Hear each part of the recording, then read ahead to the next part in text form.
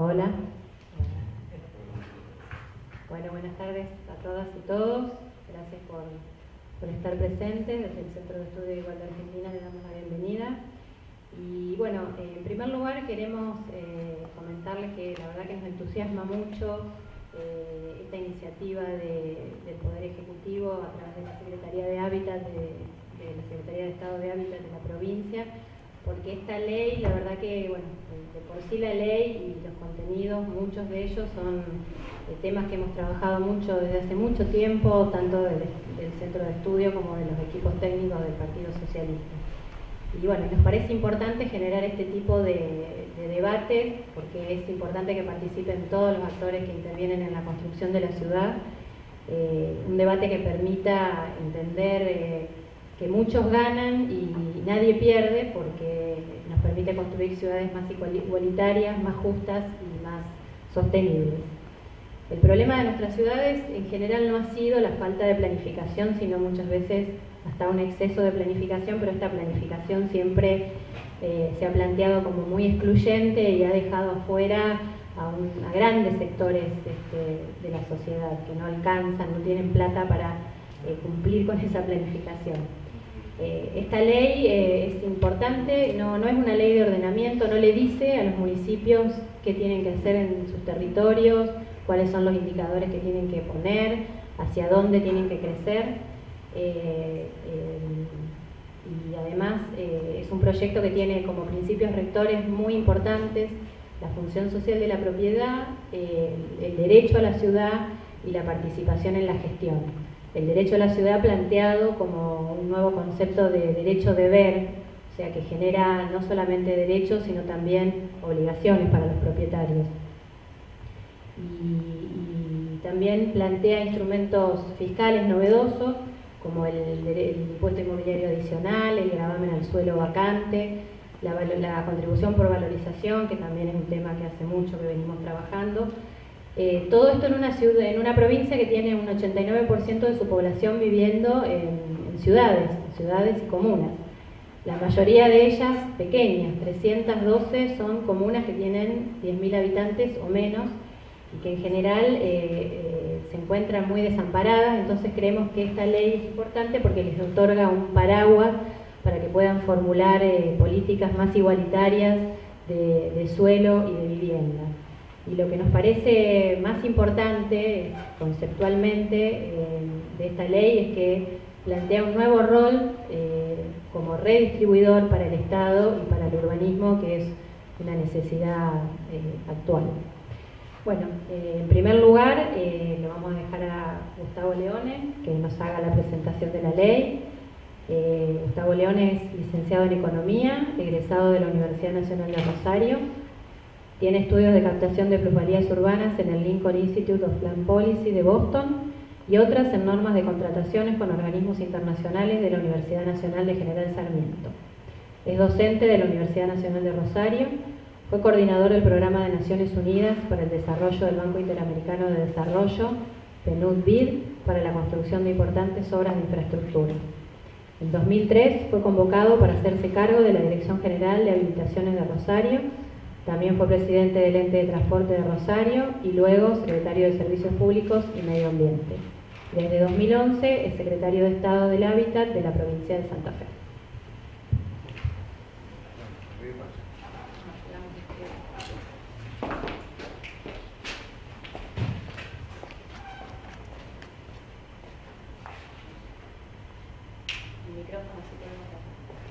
Igual desde acá a ver que me parece que se escucha bien, salvo.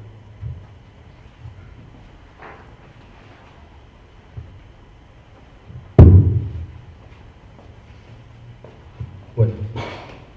¿Escuchas el micrófono? Sí, sí.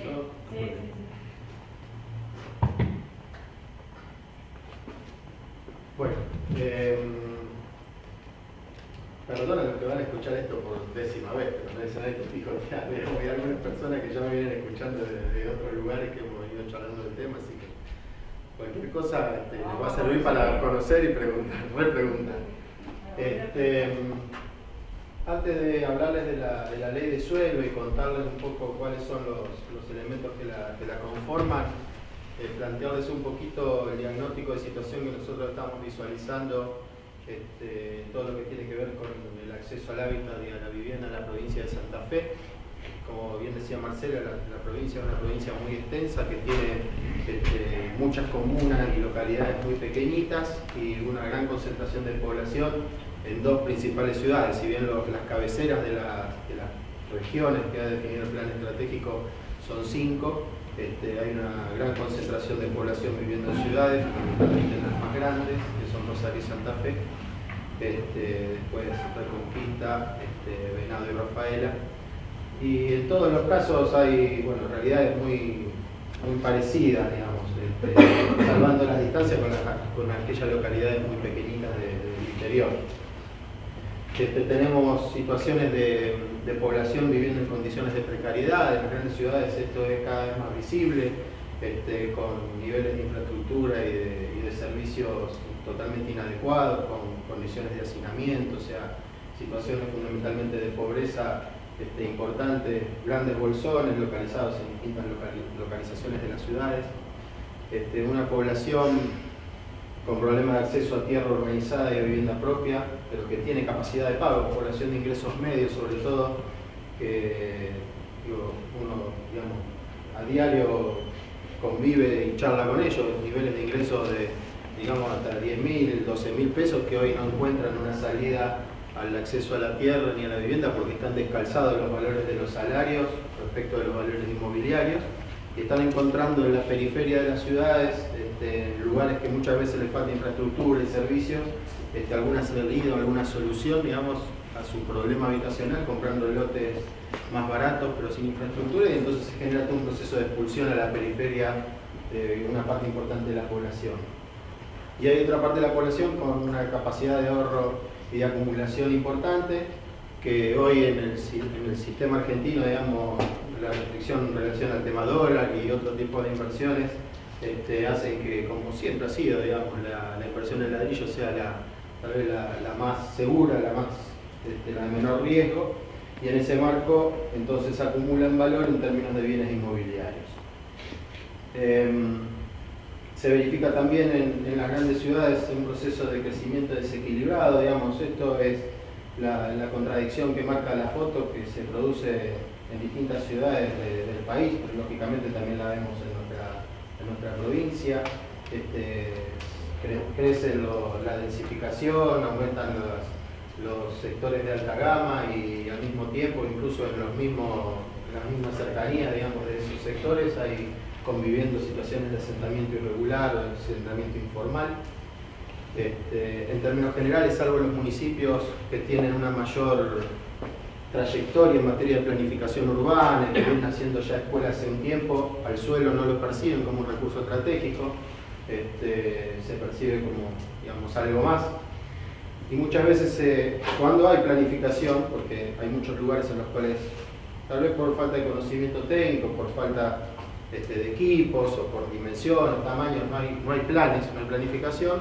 En los lugares en los cuales hay planificación, muchas veces la planificación está en cierta forma disociada del avance de la realidad. O sea, vamos planificando un sector formal y va creciendo la informalidad y no está contenida en las instancias de planificación, lógicamente menos regulada. En ese marco aparecen algunos conceptos que son comunes, escucharlos, digamos, en distintos ámbitos: el del déficit habitacional, el de la falta de suelo. No se junta con los secretarios de planeamiento de la ciudad y le dicen falta suelo, no tenemos posibilidad de seguir haciendo crecer la ciudad, y aparece el concepto de la densificación como instancias de solución para las grandes ciudades. Ahí está puesto todo en términos de pregunta para justamente en alguna instancia dar debate sobre estos conceptos, porque el déficit habitacional implica fundamentalmente la falta de soluciones habitacionales o la falta de viviendas, cuando en realidad lo que en definitiva definitiva muchas veces encontramos es sobre oferta de determinado tipo de bienes inmobiliarios y exceso de demanda de otro tipo de bienes inmobiliarios, o sea, poblaciones que no cubren la satisfacción de las necesidades más básicas, mínimas, no sean ni siquiera lote propio, y por otro lado una sobreoferta de edificios vacíos, digamos, que están en el mercado de los alquileres. El tema de la falta de suelo, muchas veces no es falta de suelo, sino que es falta de infraestructuras, en los cuales llegar con las infraestructuras a ese suelo suele costar mucho más que el propio suelo. Y la densificación también está puesto como signo de pregunta, no porque no haya que preguntárselo o densificar las ciudades, sino porque la densificación juega como una especie de doble papel. Por un lado, permite disminuir la incidencia del valor suelo en el valor de los inmuebles, pues si yo puedo levantar más unidades habitacionales en un mismo lote, lo que logro es que la incidencia del valor suelo sea menor por solución habitacional, pero al mismo tiempo la gente fija las expectativas de valor del suelo en función de la expectativa de construcción que tiene sobre él, con lo cual si yo le habilito la posibilidad de construir 20 pisos, el valor del suelo va a ser seguramente más alto que si no fuera tal. Entonces es importante tener alguna previsión respecto de cómo trabajamos el concepto de densificación para evitarnos que a partir de ese concepto sigamos incrementando los valores del suelo, por lo menos tengamos presente que hay una necesidad de evitar. En relación a la oferta, digamos, tenemos al sector privado construyendo viviendas para aquellos que poseen garantía, capacidad de pago, capacidad de ahorro, y además nuevos desarrollos periféricos a las ciudades que, como decíamos recién, muchas veces encuentran a un mercado cautivo para poder llegar con una oferta de suelo que muchas veces no tiene infraestructura. Un sector público que está enfocado fundamentalmente en la construcción de viviendas sociales con más o menos recursos, pero está invirtiendo fundamentalmente en aquella parte del mercado que no logra satisfacer la demanda. Hay una falta de sistema de acceso a crédito a largo plazo, o sea, lo decíamos ayer, está el Procrear como opción de financiamiento de crédito, al cual estamos viendo hoy todavía su impacto porque es bastante nuevo, bastante incipiente, con lo cual será una cuestión también de tiempo de evaluar cuál es el real impacto que tiene en el sistema, en el mercado, pero cuando uno evalúa otras instancias de crédito, sobre todo el sector privado, a largo plazo, producto del problema de inflación, son inexistentes.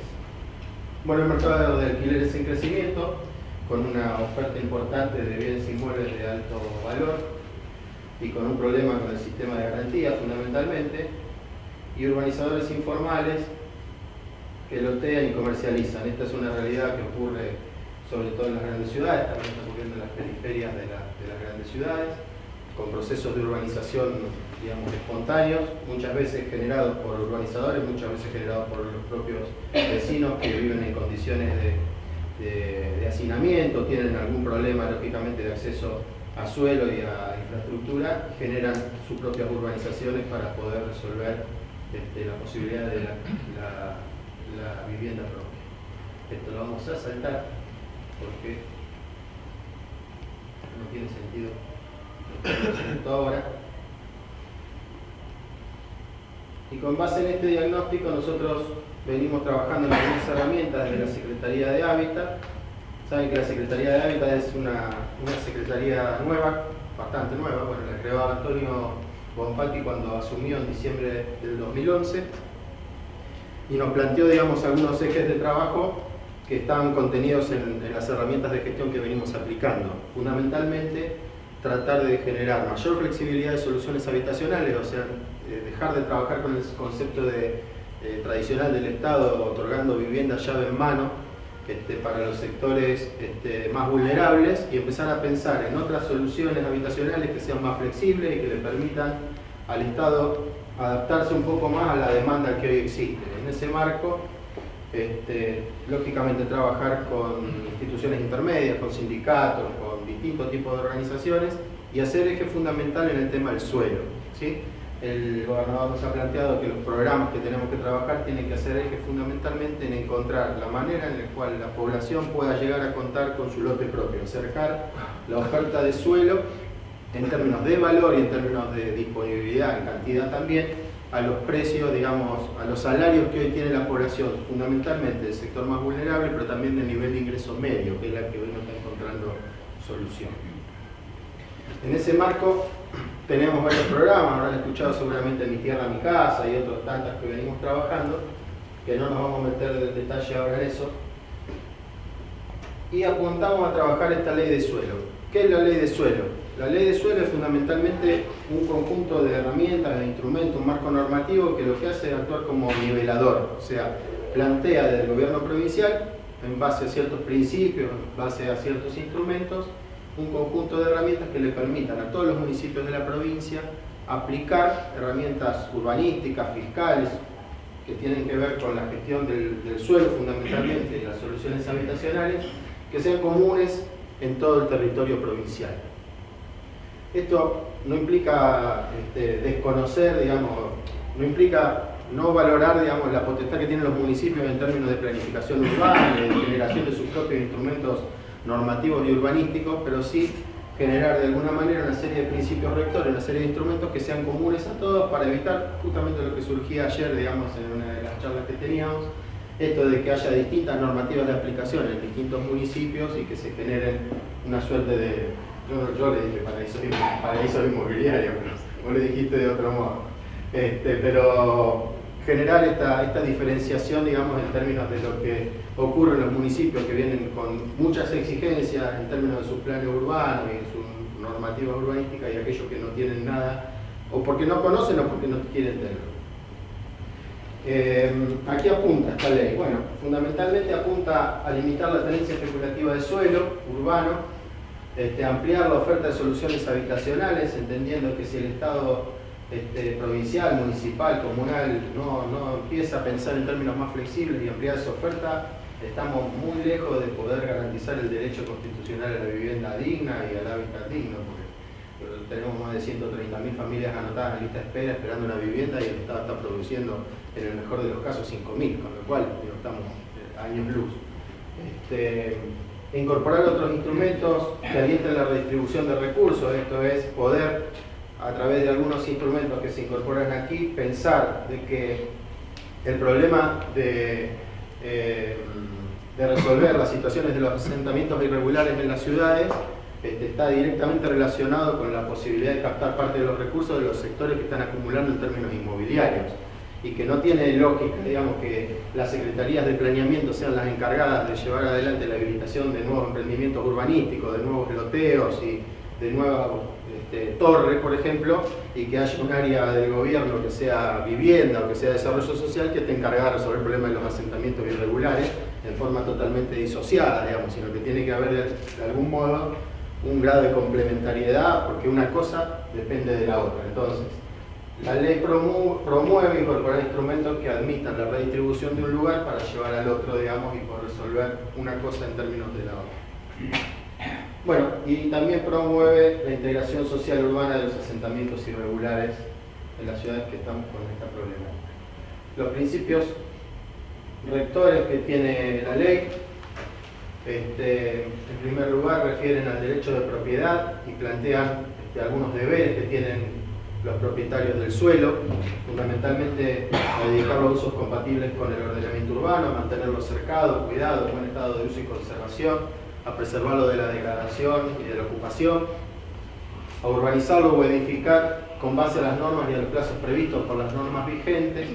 Y la ley plantea un concepto que es bastante fuerte, que tiene que ver con que el propietario o el poseedor de determinado suelo se haga cargo, digamos, de la custodia y del mantenimiento de ese suelo, y que cuando ese suelo está degradado o en condiciones de abandono, se lo considere un costo social y ambiental, y que determine en el propietario o en el poseedor una obligación de remediación. Nosotros vemos con bastante frecuencia en el Estado que, yo lo decía ayer, digamos, grandes áreas vacantes en distintos lugares de las ciudades, incluso de las comunas más pequeñas, en las cuales los propietarios desconocen incluso muchas veces que tienen ese suelo. El Estado se está haciendo cargo del mantenimiento de ese suelo, lo cuida, lo protege, lo preserva, y bueno, y el privado no tiene ninguna incidencia respecto de lo que implica tener ese suelo ahí. Ahora, cuando ese suelo se ocupa, obtiene algún tipo de problema o se transforma en una cava o bueno, o algo pasa porque aparece un tercero y hace uso de ese suelo, automáticamente el privado genera una acción de desalojo, genera un reclamo contra el Estado diciéndole que se lo preserve, o genera una acción contra el Estado diciéndole que lo indemnice por no habérselo cuidado. Bueno, una serie de instancias que nosotros estamos planteando aquí como que son, digamos, al menos de una necesaria intervención de parte del propietario. Van a encontrar seguramente en la ley algunas cosas que incluso hemos tenido algunas discusiones con nuestros propios abogados de la provincia, en la cual cuando encontramos una situación de remediación o necesaria remediación o un costo social y ambiental asociado al suelo abandonado, el Estado avanza incluso puede avanzar con la remediación repitiéndole los costos al propietario por haber dejado abandonado el suelo. El otro de los principios rectores tiene que ver con el derecho a edificar. Esto es tal vez uno de los puntos que siempre entra con más contravención en relación a la ley, uno de los puntos que tienen más discusión. El derecho de propiedad del suelo no incluye el derecho a edificar, y la adquisición patrimonial de edificabilidad la generan las normas de los gobiernos locales, por lo tanto los beneficios tienen que ser compartidos. Bueno, esto es un concepto que en las ciudades como Rosario y en otras ciudades del interior se vienen aplicando con mucho esfuerzo, con mucha dificultad, pero concretamente se viene aplicando. En otros lugares de la provincia esto no ocurre, por lo tanto entendemos que es necesario, digamos, ponerlo como un principio y también hacerlo lógicamente cumplir, porque, como yo siempre digo, uno puede no tener recursos para hacer política habitacional, pero la propia normativa, la propia reglamentación genera la posibilidad de generar los recursos para resolver parte del problema habitacional. Y esto es uno de esos temas, digamos, si uno es propietario de un suelo, digamos, y el gobierno me modifica las condiciones de urbanización de ese suelo, me está generando seguramente una modificación en el valor que no necesariamente tiene que ser apropiada por el propietario, y que lo que se plantea aquí que puedan partir de esos beneficios ser compartidos. El otro de los principios rectores que plantea la ley es la integración social y urbana de asentamientos irregulares, que se la considera como un bien de alto valor para la sociedad. El tema de alto valor para la sociedad está planteado en esos términos, o sea, pensar que el problema de los asentamientos irregulares es un problema de la sociedad y no del Estado. O sea, el Estado tiene que colaborar, como también tiene que colaborar el resto de la sociedad en encontrar una opción para aquellos sectores que menos tienen, y que la opción no es la marginalidad, y la opción no es la incorporación en lugares en los cuales no hay servicios, no hay infraestructura. Entonces, entre el gobierno y la sociedad tenemos que encontrar el modo de poder promover, digamos, el acceso al suelo en condiciones de servicios básicos disponibles, en forma tal vez progresiva, porque muchas veces uno lógicamente entiende que cuando empieza a infraestructurar la ciudad, digamos, necesita a veces algún tiempo, y en condiciones también de poder promover, digamos, el acceso a la vivienda universal y evolutiva, o sea, en forma gradual en términos de su crecimiento. La ley prevé instrumentos a partir de estos principios que podemos clasificarlos en dos grandes rubros: instrumentos urbanísticos e instrumentos fiscales. Los urbanísticos, muchos de ellos son conocidos en general en Rosario, algunos se usan también en la ciudad de Santa Fe, en Rafaela, que también tiene experiencia, pero cuando empieza uno a caminar el resto de las ciudades es todo más artesanal. Dentro de los instrumentos urbanísticos está la posibilidad de establecer normas especiales de urbanización para áreas destinadas a proyectos de hábitat. Esto es que los municipios puedan establecer normas particulares a través de ordenanzas que definan usos del suelo, condiciones particulares de ocupación, de parcelamiento, de edificabilidad, de modo tal de poder promover determinados proyectos de hábitat en algunos lugares de la ciudad. Otro de los instrumentos que se plantea es la posibilidad de aplicar el derecho de preferencia. El derecho de preferencia lo va a explicar mucho mejor el doctor aquí, que ayer hizo un gran aporte respecto al derecho de preferencia en la charla que tuvimos, pero concretamente es la posibilidad que tiene el gobierno, digamos, de tener la preferencia para adquirir determinados inmuebles en ciertas condiciones que se plantean, digamos, que son inmuebles de interés urbanístico social, y que puedan ser aplicados a proyectos lógicamente que tengan que ver con la generación de hábitat. El derecho de preferencia le habilita al Estado, en el caso de la autoridad de aplicación, que también está definida ahí, puede ser los municipios, puede ser la provincia, a adquirir un inmueble que puede ser objeto, digamos, de transacción entre particulares, pero que antes de que esa transacción ocurra, digamos, el vendedor tiene que ofrecérselo al gobierno como una opción previa y el gobierno tiene la posibilidad de adquirirlo o no. En caso de no adquirirlo, opera la transacción entre particulares. El otro de los elementos urbanísticos que se plantea en la ley es la cesión obligatoria, digamos, de suelo o de valor equivalente para urbanizaciones de interés social. Esto es cuando haya algún proceso de urbanización de parcelas mayores a 10.000 metros cuadrados, más allá de las normas que hoy existen, digamos, que prevén, digamos, la donación de espacio para las trazas, para espacio verde, para espacio comunitario, la ley plantea que hay que incorporar al menos un 10% más de la superficie neta resultante y que tiene que ser volcado a política habitacional. Esto puede ser una cesión en suelo, puede ser una cesión en infraestructura, puede ser una cesión en valor, puede ser una cesión en distintas opciones, pero en definitiva le está permitiendo, digamos, a la autoridad de aplicación, al gobierno en particular, disponer de un 10% de suelo o valor equivalente para ser utilizado en forma adicional a lo que ya se dispone para el espacio verde comunitario para operaciones relacionadas con hábitat.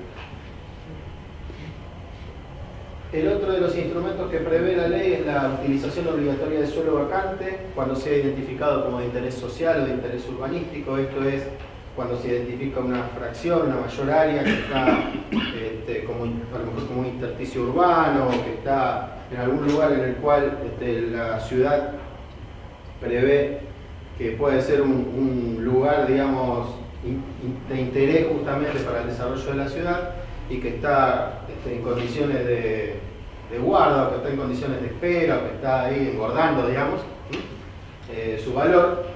El municipio, a través de una norma particular, puede exigir normas justamente de uso, de parcelamiento, condiciones de edificación, fijar plazos y fijar penalidades por incumplimiento.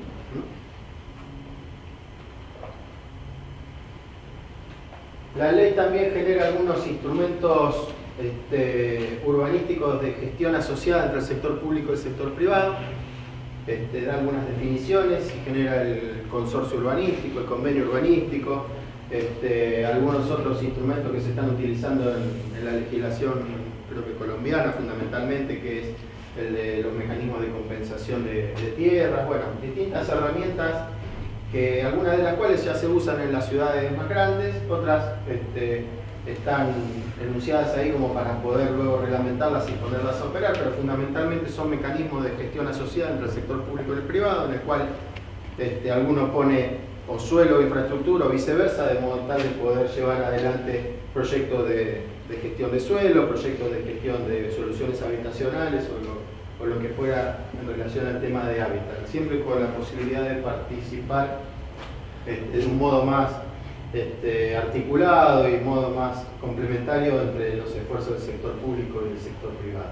Esto que para nosotros muchas veces es difícil en las normativas y en la aplicación, en muchas comunas del interior, digamos, se resuelve de un modo muy sencillo, digamos, o sea, generan un mutuo entre el presidente comunal y el dueño del suelo, el dueño del suelo pone todo su lote, el presidente comunal le hace las calles, le pone las luces y en compensación se queda con suelo, o sea, hay una serie de prácticas, digamos, que hoy ocurren y que, bueno, en definitiva están tratadas de volcar en los instrumentos normativos que hoy disponen también las grandes ciudades.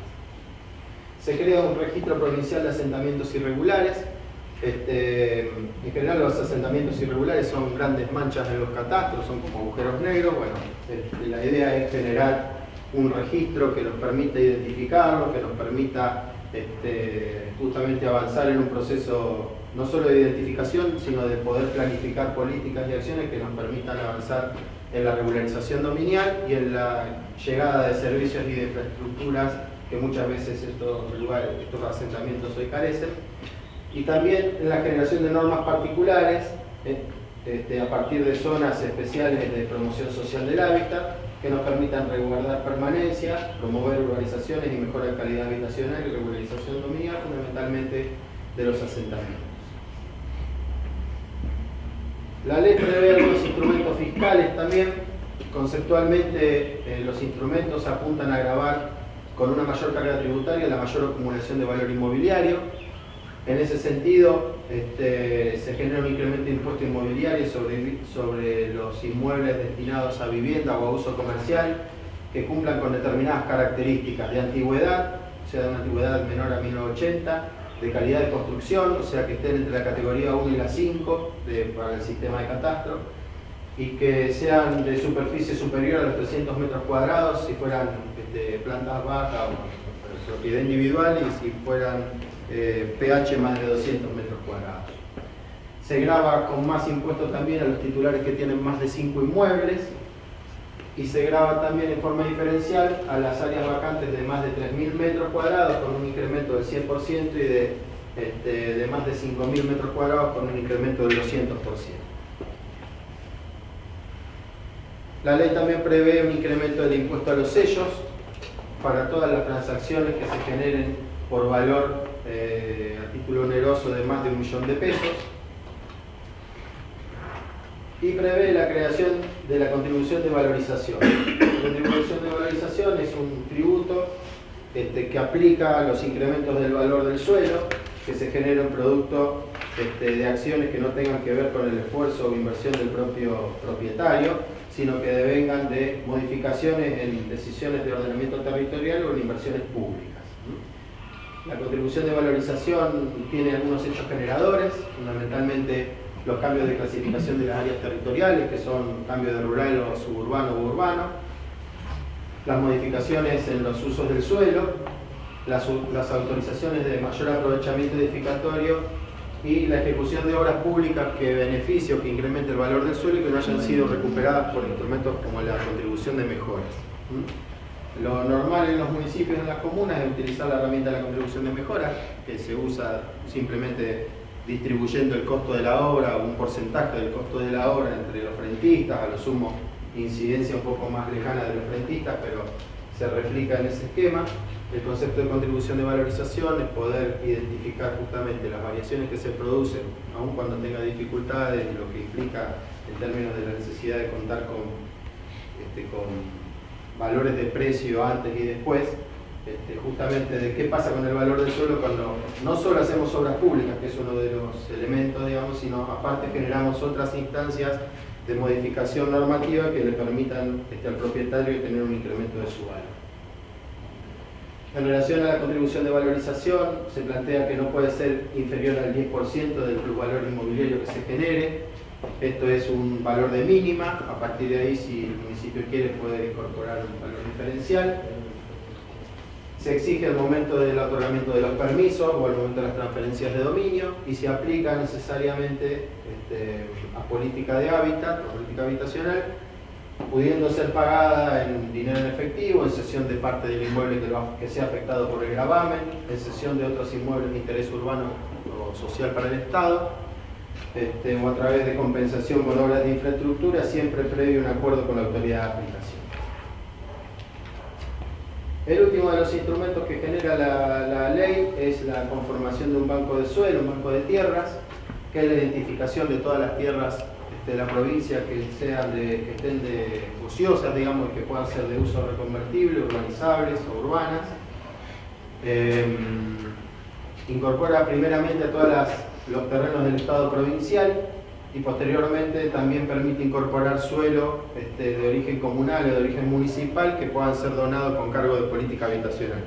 Como yo decía ayer, es bastante común en los municipios y en las comunas la adquisición de suelo y la donación con cargo a la provincia para que la provincia después le lleve la infraestructura y le haga la vivienda. Con lo cual hay bastante del banco de suelo que hoy dispone la provincia que corresponde a este esquema de donaciones generados por las administraciones más locales. El destino del banco de suelo es la generación de programas de lotes con servicios, de construcción de viviendas y, bueno, lógicamente de conformación de espacios comunitarios, de uso recreativo, espacios verdes, etc.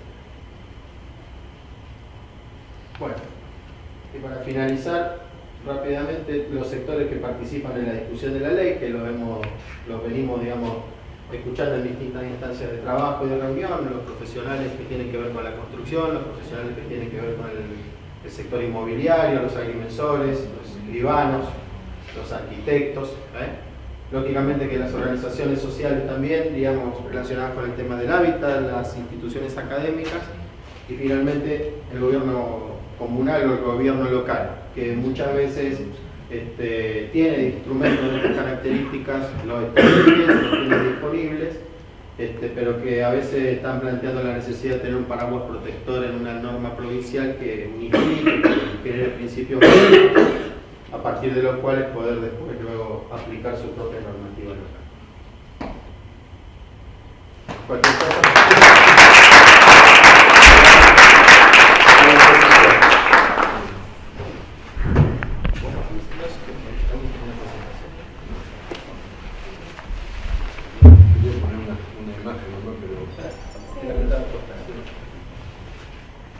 Bueno, ahora lo vamos a escuchar a Edgardo Bañajo, que es presidente del Colegio de Arquitectos de Rosario, ex vicepresidente de FADEA, que es la Federación de Arquitectos de Argentina, y docente de proyecto arquitectónico en la Facultad de Arquitectura, Planeamiento y Diseño de la Universidad Nacional de Rosario.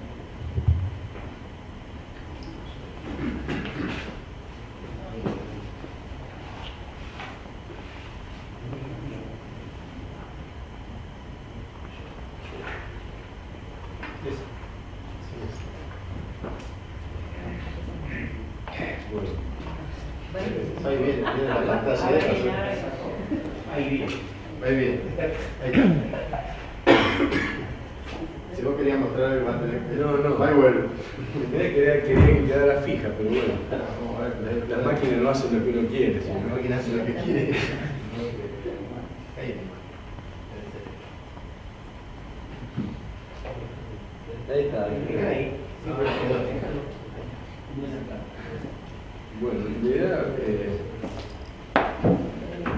encontré esta foto y me parecía que resumía un poco estas cuestiones que están expresadas en esta ley. Primero, quiero agradecer la invitación a todos ustedes.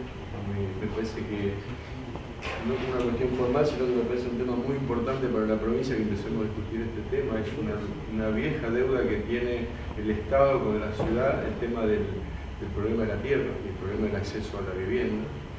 Parece que, digamos, nosotros no venimos del colegio a discutir la ley, sino que empezamos a verla y lo que sí nos parece importantísimo es que esté puesta en la mesa. Me parece un paso muy, muy grande.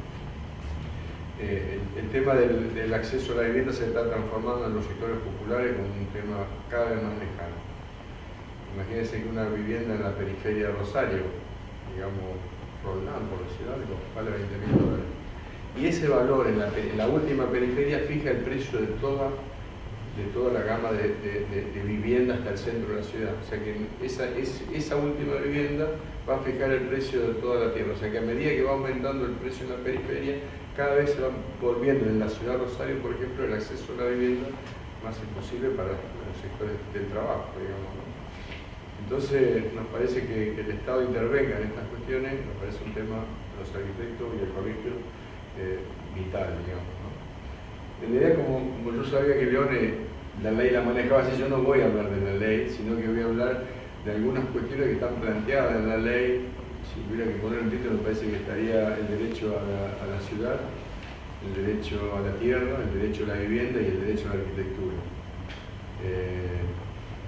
Esas son 4 cosas que de alguna forma la ley expresa y que lo que nosotros intentaba yo hacer en esta charla es un poco tratar cómo están estos temas hoy en Argentina y en Latinoamérica. Digamos, algunas cosas no son ni siquiera particulares de Rosario, sino son cosas que están pasando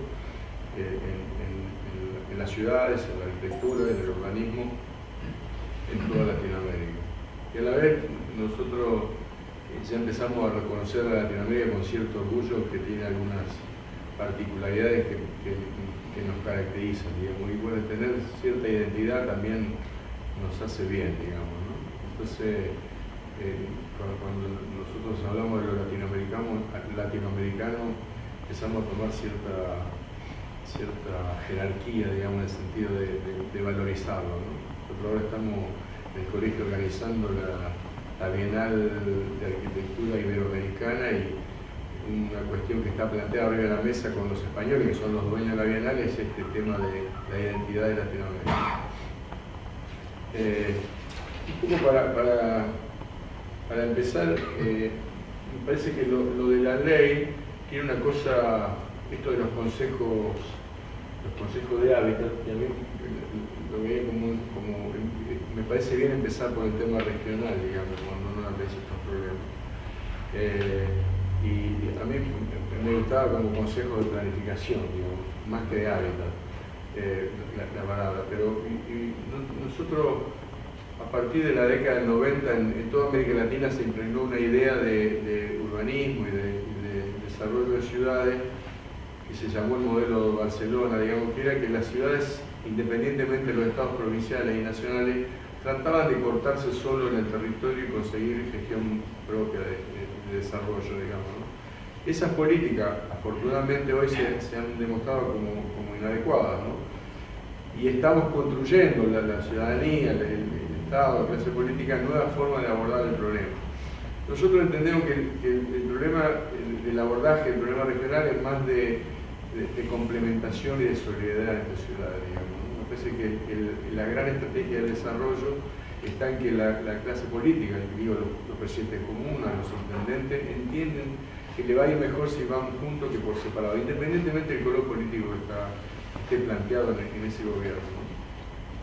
Este modelo de gestión de ciudades, de complementación entre ciudades, sabe que necesita una articulación de sistemas de ciudades, que es una vieja teoría alemana, de cosas que es vieja, pero que sirve para entender el problema, digamos, ¿no? En el sentido que las ciudades, no solo hay que ver los problemas internos que tienen las ciudades para abordar esta problemática, sino que lo más importante es abordar la interrelación que tiene entre las ciudades de una misma región. ¿Sí? Hay un sistema de relaciones, de intercambio de mercancías, de personas, de información y de poder, que a la vez necesitan definir un sistema jerárquico, digamos, en ese sistema quién es el más importante. Eso se hace a través del terciario, digamos, y eso permite tener una estrategia de complementación entre esas ciudades, entre ese sistema. Esa modalidad, y creo que la ley un poco toma este problema, los ayuda a todos, digamos, ¿no? A todo al desarrollo. Si vos vas a pensar para tu ciudad que necesitas una planta potabilizadora, y en este modelo estás pensando que esa planta puede servir a varias de las ciudades, con lo cual el financiamiento, la gestión, todo eso se hace colectivamente. Bueno, así para tomar cualquier problema, la basura, la vivienda, el trabajo. O sea que nos parece que a pesar de que el modelo de los 90, decimos que ha pasado, todavía está en la cabeza sobre todo de una parte de la clase política, esto de que mejor me va a ir solo y me voy a destacar solo. Me parece que todavía queda mucho por militar y de trabajar en el sentido de tratar de cambiar estas ideas. Por eso, incluso la charla que trata de llegar a la gente común y sencilla, porque estos problemas que parecen complejos, en realidad son problemas sencillos. Nosotros teníamos una cátedra de urbanismo en la facultad antes que yo tuviera el proyecto, y decíamos que los problemas urbanos son problemas complejos, que no quiere decir difíciles. Tienen muchas variables, pero si uno encuentra la variable principal de dónde tirar, va resolviendo el problema, digamos, ¿no? Entonces, nosotros para abordar esa problemática, primero nos parece que la sociedad entienda que no es complicado opinar sobre el tema de las ciudades, que parece un tema de especialista. Y un poco la charla intenta hablar un poco de esas cosas. Y que estos modelos de gestión solidarios, cooperativos, de asociación, nos va mejor a todos, digamos. Eso es si quiere una posición que sirve para enfrentar una ley o cualquier cuestión de gestión de una región y de un territorio. El otro tema que me interesaba como abordar es que, por lo menos la posición que tenemos nosotros es que cuál es el papel de los técnicos en relación del Estado y los técnicos que no están en el Estado cómo se abordan estos problemas. Nosotros entendemos que se abordan participativamente, digamos, ya el conocimiento de esta complejidad necesita la participación de todos, sino porque todos conocen. Nosotros hicimos un modelo lo discutimos con el gobierno provincial, que nace un convenio de conducciones técnicas con educación, decimos, para resolver el tema de las conducciones técnicas en los pueblos. Que antes tenía que ir de Santa Fe al pueblito que estaba a 300 kilómetros a hacer la conducción técnica. Y hicimos un convenio que el arquitecto de ese pueblo es el que hizo la dirección de obra de esa escuela. ¿Por qué? Porque conocía todo, dónde estaban los materiales, los obreros, o sea que el conocimiento de la participación del ciudadano local ayuda también a gestionar las políticas públicas, digamos. Entonces entendemos, y sobre todo en el caso de los técnicos, cuando hablo de los técnicos, no solamente los arquitectos, los técnicos en general, nosotros entendemos que es muy importante que abordemos ese problema, cómo hacemos que participen todos los sectores, digamos. Porque en realidad a veces la intención está, pero lograr aprender cómo es estos procesos de participación lleva un tiempo y una forma y una mecánica de aplicar estas cuestiones, ¿no? Entonces el colegio tiene algunos programas en relación a esto, que está tratando de empujarlo. Entendemos que el abordaje de estos problemas debe ser así, participativos, solidarios, amplios, y que hasta la persona más sencilla tenga la posibilidad de entender de qué se está hablando en su ciudad, porque eso es lo que hace que se comprometa a la gente con los procesos de cambio de la ciudad. Primero hay que entenderlo, digamos. Después el otro tema que nos parecía que estaba jugado, yo decía el derecho a la ciudad, ¿no? Que en realidad las ciudades, también, ¿cómo se podría decir? El modelo de ciudad tradicional, centro, medio, periferia, que fue como nos formamos nosotros en la universidad, yo por ejemplo, eso no existe más, digamos. La ciudad se ha dislocado. La globalización, si ha tenido algo particular, es que cómo ha impactado en la ciudad, digamos, ¿no? Digamos, ya no hay más un centro tradicional, sino que hay muchos centros, lo que se llama el policentrismo. Hay procesos de gentrificación, de corrimiento de población, por problemas de renta, de desplazamiento de población, de gente que vende a un precio razonable y por eso compra una vivienda más precaria, en una zona más periférica, pero se queda con plata, y eso se llama proceso de gentrificación. Hay una gran fragmentación social y espacial en la ciudad. Eso un poco era la intención de esa foto, ¿no? Esa es la tierra más cara de la Argentina. Es la tierra que más valor tiene, ¿no? Y en esa misma tierra se superponen dos ciudades. Después de explicar que el concepto de dos ciudades nosotros no estamos de acuerdo, pero conviven una pobreza extrema con uno de los sectores de más alta renta de la ciudad de Buenos Aires, digamos, ¿no?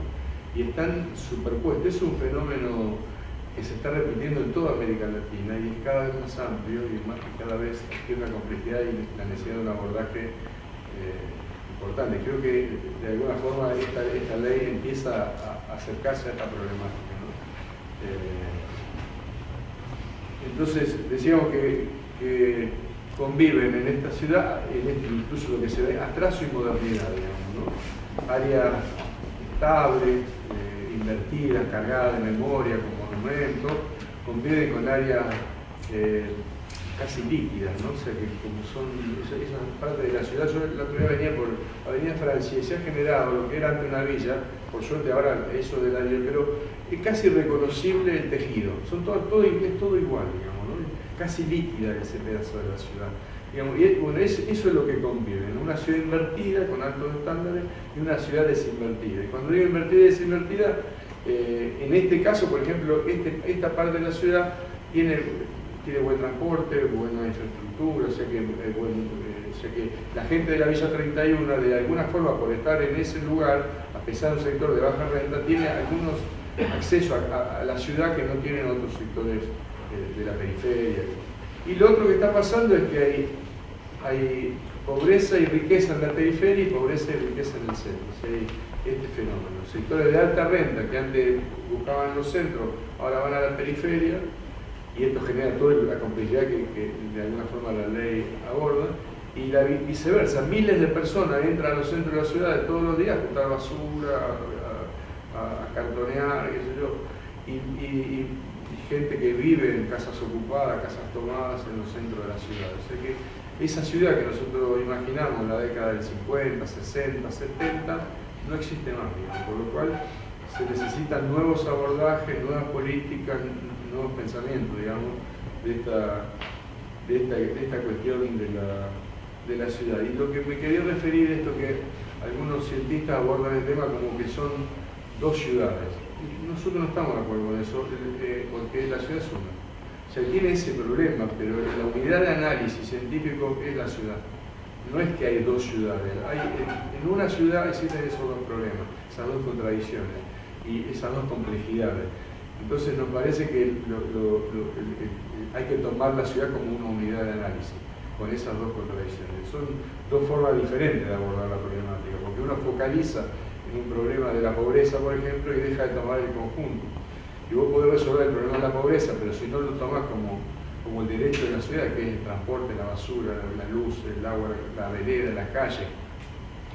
Cuando digo la calle, la importancia que tiene el tema de la calle en el tema de la planificación, es el hecho que vos le hagas la vereda, el cordón, la calle pavimentada, y del otro lado lo mismo, esté arbolada y con buena luz, aunque la vivienda sigue siendo la misma, lo que cambia es el 50%, digamos.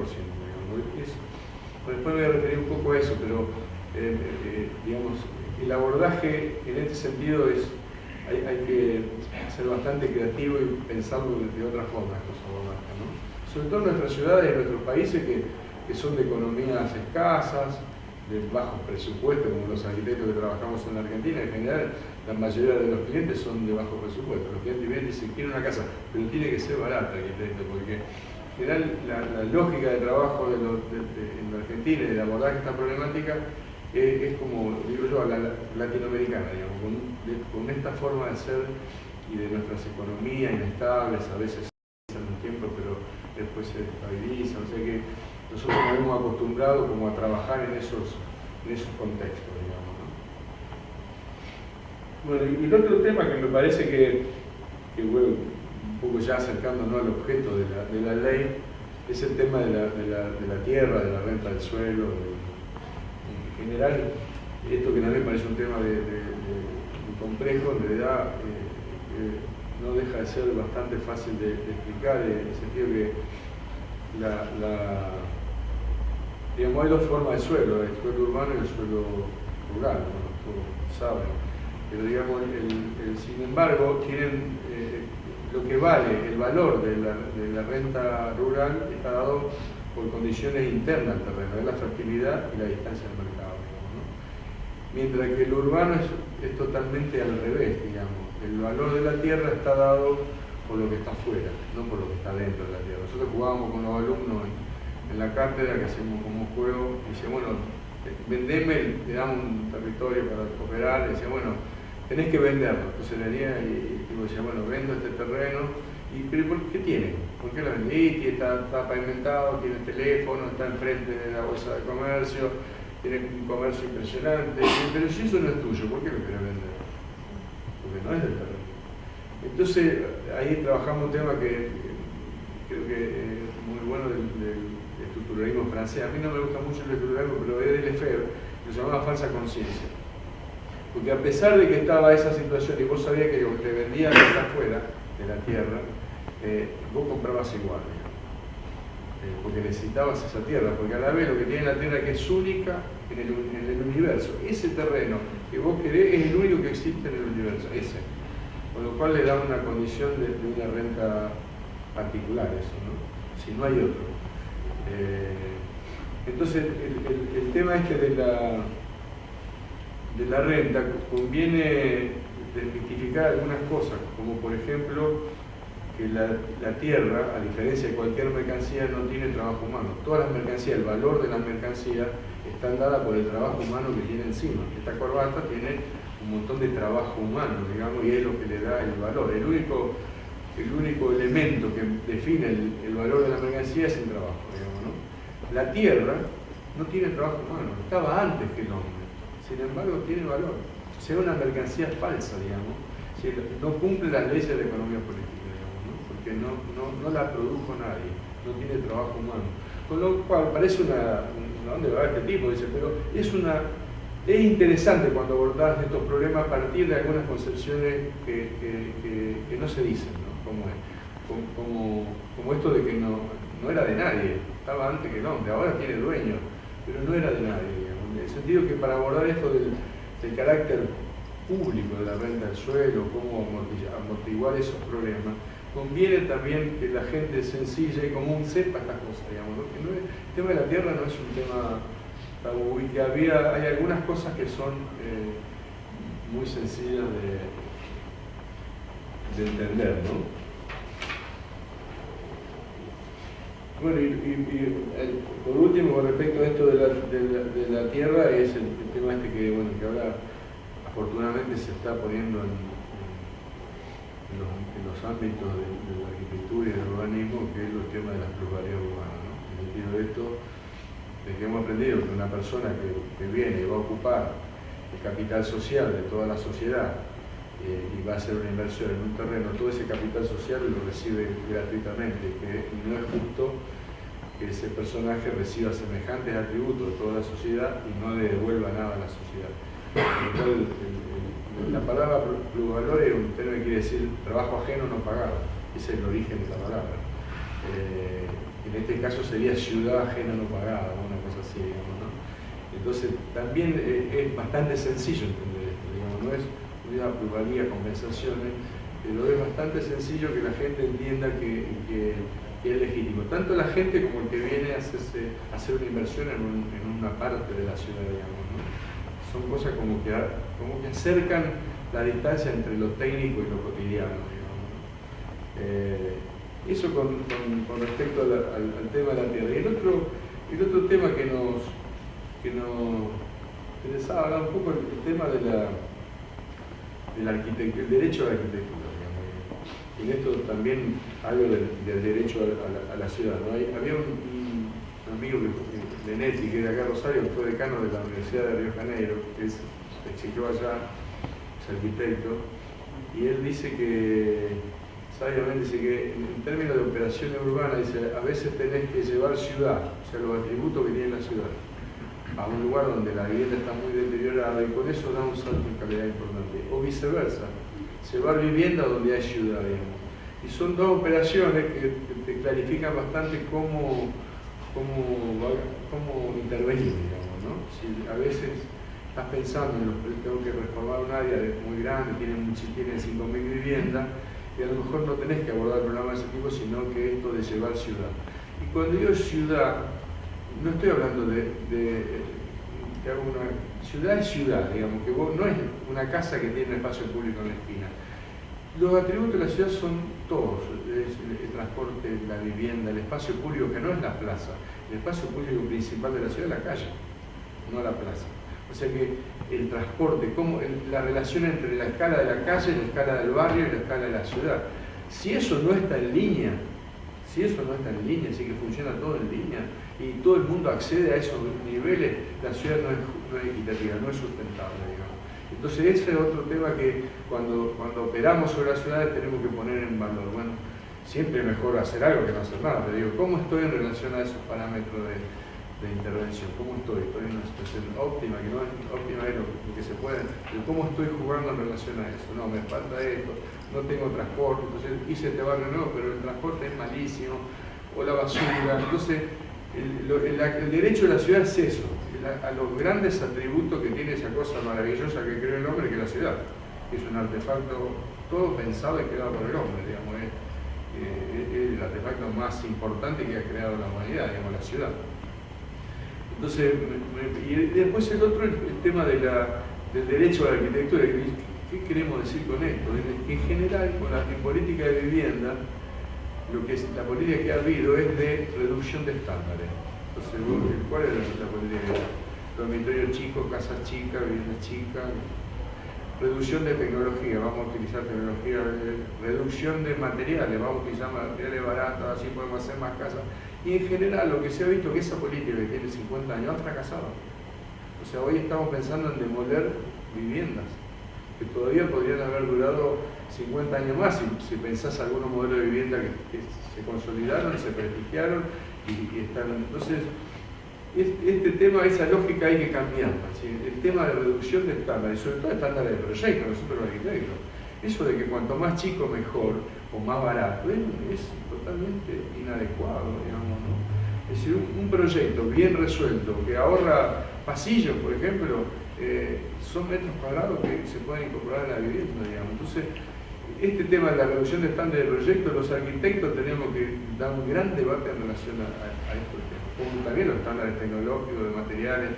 O sea, pero la lógica de esa vivienda ha sido, de la vivienda pública en general, no toda, ha sido esa.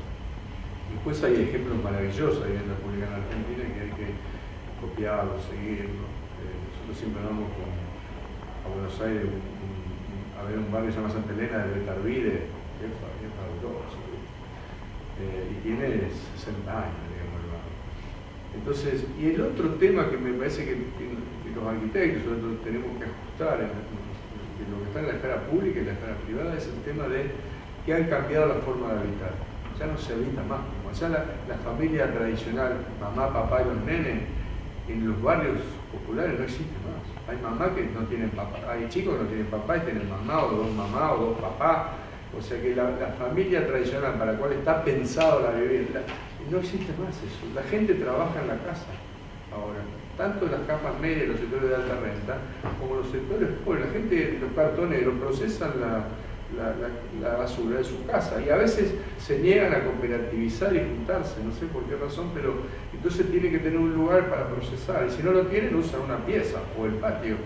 Entonces no estamos proyectando a la altura de las necesidades y las nuevas formas de habitar, como dice Said Amusi, nueva forma de habitar el presente, digamos, ¿no? O sea que nosotros tenemos que indagar en esta nueva problemática y despojarnos de esos modelos de arquitectura que para la vivienda pública no va más. O sea, los arquitectos tenemos que despojarnos de eso, porque lo primero que hacemos, el programa que armamos, el programa que nos impone el corredor inmobiliario, digamos, que es la casita de 2 dormitorios con baño y living, ¿entendés? Y ese modelo para la vivienda pública no va más. Bueno, nada más.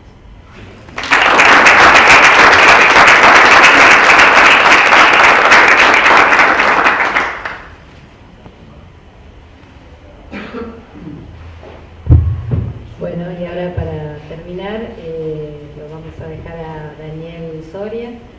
Daniel se ha desempeñado como profesor de Derecho Administrativo en cursos de grado en la Universidad Nacional de Buenos Aires, la Universidad Nacional de La Plata y la Universidad Notarial Argentina.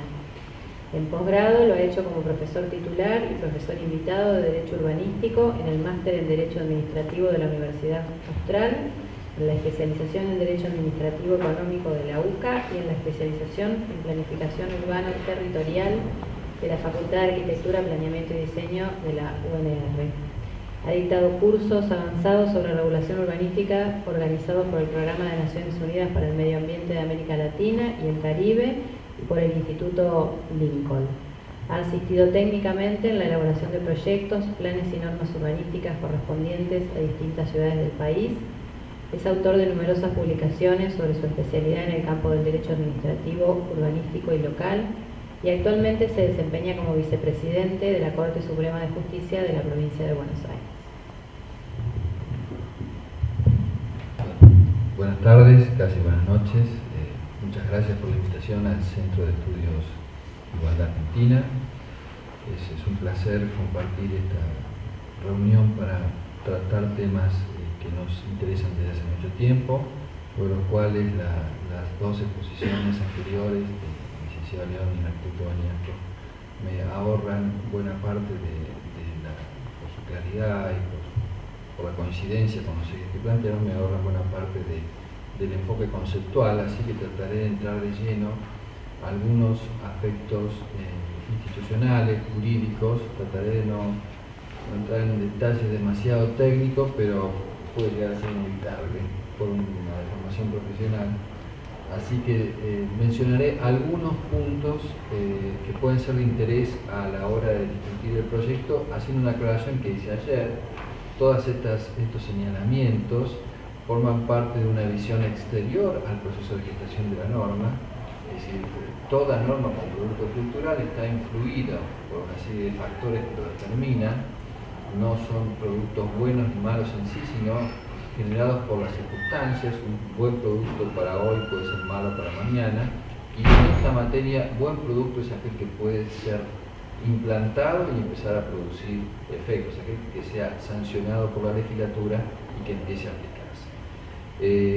Esta primera aclaración, y la segunda es que las observaciones que voy a señalar forman parte de una modulación menor, a veces de detalle técnico, a un proyecto sobre cuyas bases me parece que solo hay que hacer buenas ponderaciones, hay que adherir y hay que valorar mucho, porque en la Argentina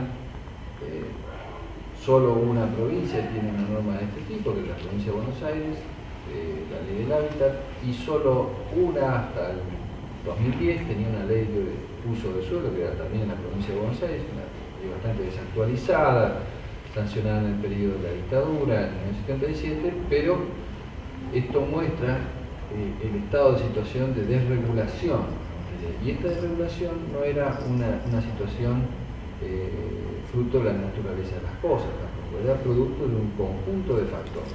En primer lugar, la falta de una cultura o una adhesión ideológica a la cultura del plan como mecanismo indispensable, herramienta fundamental para programar el proyecto urbano. En segundo lugar, la deficiente formación técnica pluridisciplinaria de los profesionales en esta materia. En tercer término, en términos ya hablando de la gestión urbana, los problemas de déficit de herramientas e instrumentos operativos para mejorar la gestión urbanística. Y por último, el entramado de intereses que siempre conspira contra la apropiación pública de la ciudad. En este caso nos enfrentamos con un saludable punto de partida, porque la cosmovisión que está detrás de buena parte de los principios y herramientas de este proyecto permiten avanzar en el camino que yo estimo correcto, y hay un repertorio de instrumentos que se enuncian de buena manera, así que estos dos principales pilares están cubiertos. Faltaría ponderar cómo andamos en la provincia de Santa Fe, no ya en las grandes ciudades, que uno más o menos ha conocido productos en esta materia, sino en las más pequeñas, de masa crítica profesional para llevar a cabo los retos a los que se deberá enfrentar si la ley es sancionada. Y por último, restará la gran tarea de argumentación y de puja de intereses que siempre se da en esta materia con los desarrolladores, con los dueños de la tierra, etc. Voy a dar por conocidos algunos de los principios y de los desarrollos de la ley, del proyecto de ley, porque además han sido en términos generales explicados en la exposición del licenciado. Me voy a referir a algunos puntos que pueden dar lugar a la reflexión acerca del diseño de la herramienta legislativa. El primer punto se refiere al ámbito de aplicación de la ley. Esta norma se aplica a todo el territorio provincial, dentro del cual la provincia, los municipios y las comunas que adhieran a la presente ley, dice el artículo primero, serán los encargados de promover la satisfacción progresiva del derecho al hábitat de la vivienda digna. Este enunciado se complementa con la última norma del proyecto de ley, que enfatiza nuevamente la necesidad de la adhesión de los municipios a la ley. Fíjense ustedes que encontramos en esta norma, en estas dos normas, una muy importante deferencia a lo que vendría a ser una consideración o una valoración o una idea de lo que sería la autonomía de los municipios. Esta norma se explica en consideración a que los municipios, como son entes autónomos, podrían adherir o no a la ley. Ahora, si nosotros imaginamos un escenario de no adhesión a la ley, la norma no se aplica prácticamente en ningún lugar. y ese no puede ser el resultado de los principios que se enuncian tan solemnemente como derecho al hábitat, derecho, función social de la propiedad, etc. Tienen que haber algún punto de equilibrio entre la imposición de un régimen reglamentarista y de detalle, que obviamente lesionaría la autonomía de los municipios y la autodeterminación territorial que ellos tienen como manifestación de esa autonomía, y la mera invitación a que adhieran a estas determinaciones. Por otro lado, cuando uno analiza las instituciones, se utiliza siempre luego podrá. Los municipios podrán instituir, por ejemplo, el código, el así denominado en este texto código urbano, el plan urbano, los planes estratégicos territoriales, las memorias de sostenibilidad ambiental de las políticas urbanas, podrán establecer normas sobre zonificación, parcelamiento, etc. Claramente, el podrán implica, denota un facultamiento que en esta materia, así planteado, me parece que puede generar el problema de la frustración de los fines de la ley. Entonces, ¿qué alternativas podríamos conjugar teniendo en cuenta que, así como en la provincia de Buenos Aires y así como en Mendoza, en Santa Fe, la Constitución Santafesina del 62 no definen expresamente el modelo de autonomía, tampoco lo define la Constitución mendocina, y tiene una ley de ordenamiento territorial que impone una serie de determinaciones urbanísticas a los municipios, y tampoco lo define la provincia de Buenos Aires, pese a que su Constitución fue reformada en paralelo a la Constitución Nacional en 1994, y pese a que a la Convención Constituyente Provincial, de la que fui parte, sesionaba cuando había casi concluido la tarea del constituyente de Santa Fe, Paraná, que había modificado el viejo artículo 106, actual artículo 123 de la Constitución, que garantiza la autonomía de los municipios en el orden político, institucional, administrativo, económico y financiero. Ninguno de los tres distritos, por ejemplo, a diferencia de Córdoba, que establece una lista tasada de competencias de los municipios como inherentes a su autonomía, definen qué es inherente a la autonomía de ellos. Por otro lado, el artículo 123 es una norma que en términos de la doctrina alemana del derecho público establece una garantía institucional. ¿Qué significa la garantía institucional? Una protección para que el núcleo reconocible de autogobierno local no sea alterado por actos o normas emanados de un ente superior, la provincia o incluso el Estado Nacional. Pero supuesto ese núcleo reconocible, que está dado básicamente por la autodeterminación política, por el carácter electivo de sus autoridades, por un haz mínimo de competencias en materia de la fiscalidad, en materia de autoadministración, de elección de diseños administrativos, etc., más allá de ese núcleo mínimo que habrá que analizar caso a caso, no hay un criterio unívoco para definir cuál es la autonomía municipal o cuánto poder contiene en términos de autogobierno la autonomía municipal. Esto es materia que el Constituyente Federal defiere a las constituciones provinciales.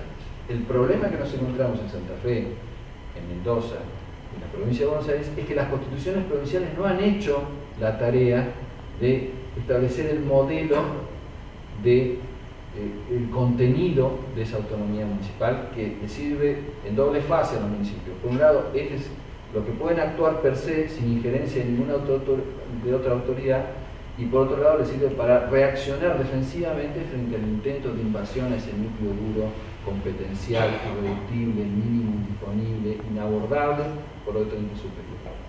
Es decir, que estamos en un terreno de una gran laxitud, lo que Hart denomina en la filosofía jurídica la textura abierta del lenguaje. Acá hay una textura abierta incluso de lo no dicho.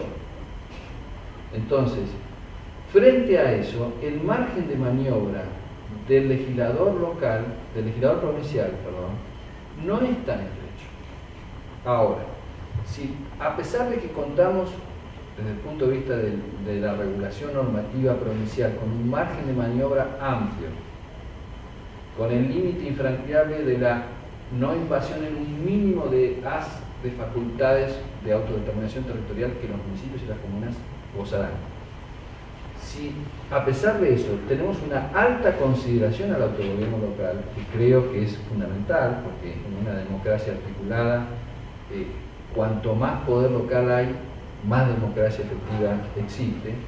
Si partimos de esta idea, podemos utilizar fórmulas que, sin caer en el mero facultamiento, permitan o inducir o establecer en modo subsidiario o supletorio normas que sean de aplicación directa ya a los municipios, para evitar la frustración de la finalidad de la norma y que el derecho a la ciudad de todos los vecinos de un municipio no queden a expensas de la determinación de 12, 14 o 16 ediles, que tendrán la importantísima responsabilidad de definir cómo se ejerce ese derecho a la ciudad en términos de producción de suelo urbano, de zonificación, de asignación de usos, de localización de grandes equipamientos, etc.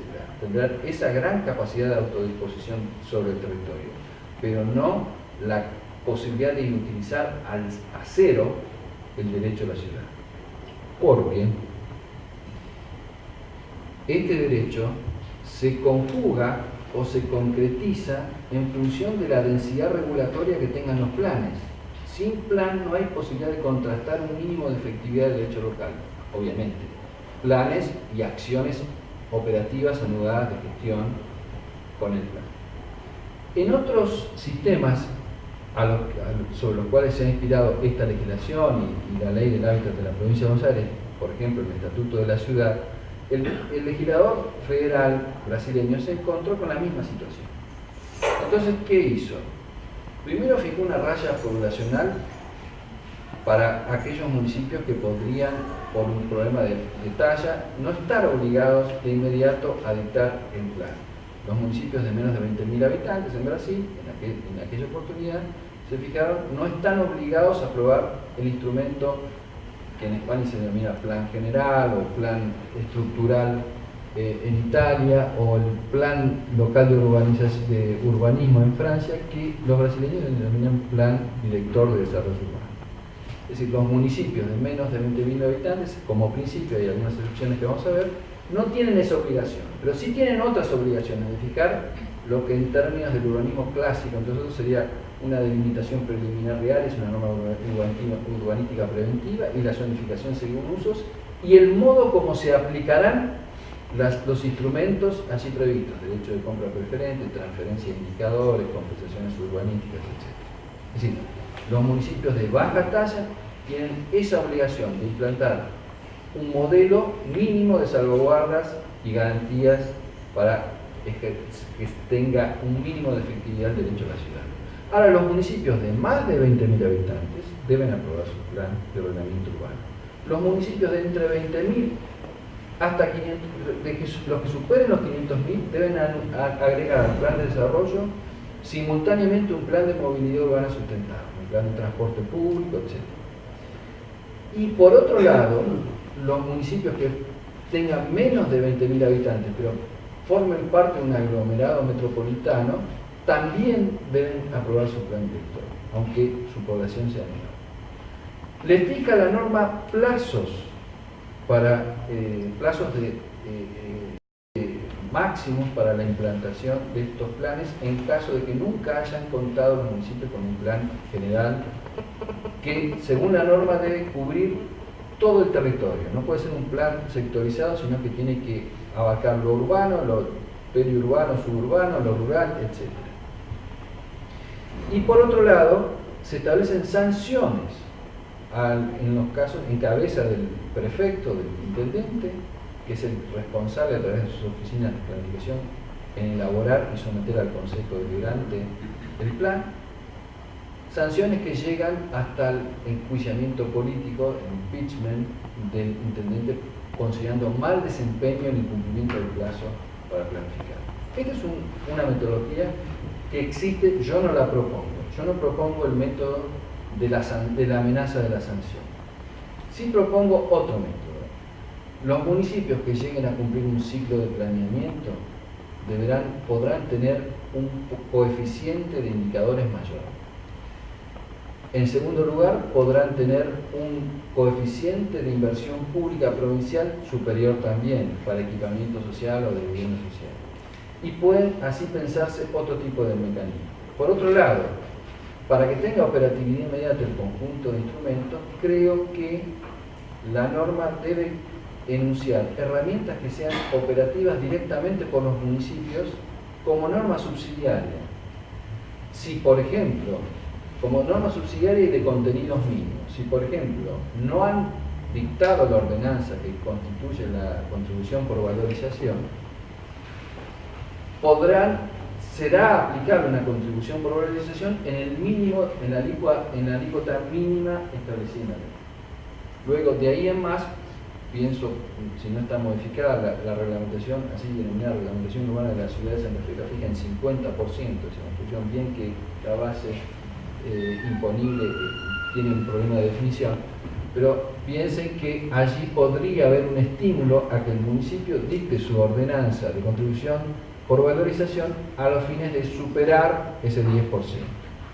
Lo mismo en los programas de regularización, en los indicadores de densidad, en los indicadores macro, indicadores de permeabilidad o las pautas de calidad en términos de ahorro energético para algunas ciudades, que habrá que fijar como mínimos o salvaguardas. De lo contrario, es poco exigible el derecho de incidencia colectiva general a la ciudad, si depende de la mera disponibilidad del municipio para ponerlo en práctica o no. Apuntado esto, y sobre lo cual, si les interesa, en algún momento les puedo hacer llegar material de ejemplos de regulaciones, creo que un segundo punto que me parece que conviene reforzar en la ley es el que les decía de lo atinente a los documentos de urbanismo, los planes, etc. La mayor parte de las normas generales en el derecho comparado de uso del suelo, o códigos urbanos, o como se quieran denominar, dictados por las legislaturas locales, regionales o por los congresos, las asambleas nacionales, establecen un procedimiento tasado para la aprobación de los planes. Pero estas normas de procedimiento no están previstas en el nivel de detalle, sino en los principios o garantías colectivas, ciudadanas, para fiscalizar la práctica del urbanismo. ¿A qué me refiero? Casi todas las normas establecen un derecho institucional de consulta a los municipios o comunicación a los municipios vecinos en caso de reforma general del plan, o que altere, como se denomina en Francia, la economía general de un plan. Es decir, cuando existe la posibilidad de una reforma global o cuando se pueden implantar equipamientos o urbanizaciones que afectan al municipio vecino, hay que poner o llamar a una consulta a ese municipio, al municipio involucrado.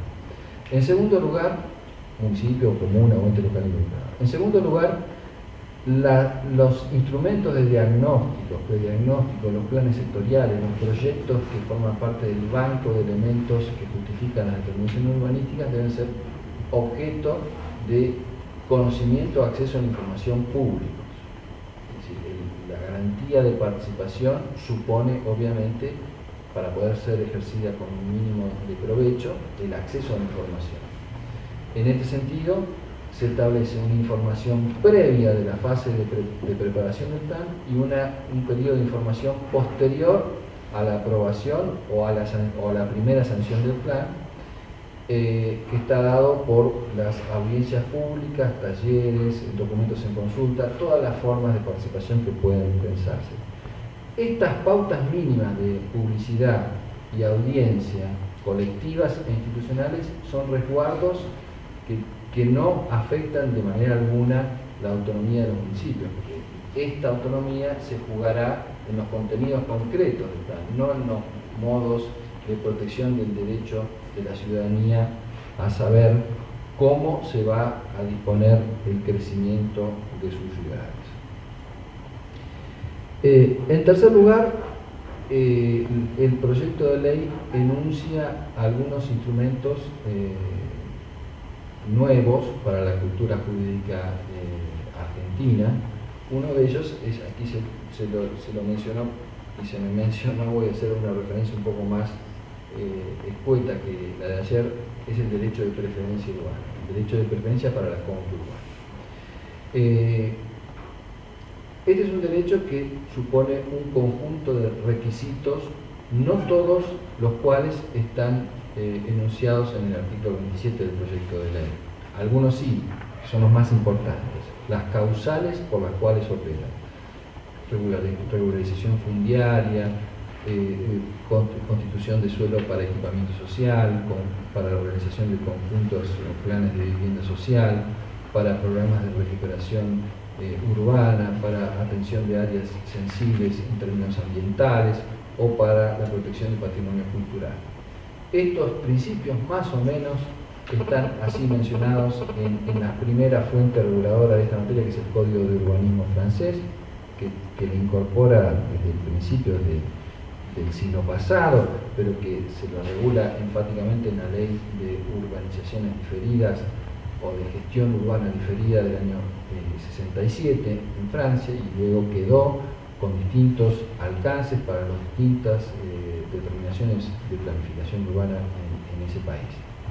Las causales son más o menos lo mismo y sobre esto no hay discusión. En el Estatuto de la Ciudad también se enuncian unas causales que son muy similares, el Estatuto de la Ciudad brasileño, son muy similares a las del proyecto santafesino. El problema estriba en dos puntos. Si el número de causales es un número clausus, es un número cerrado, es un enunciado taxativo, o si es meramente enunciativo. En el texto del proyecto de ley se lo menciona como meramente enunciativo. Creo que esto puede generar dificultades porque, de ser así, algún municipio podría determinar una zona tan vasta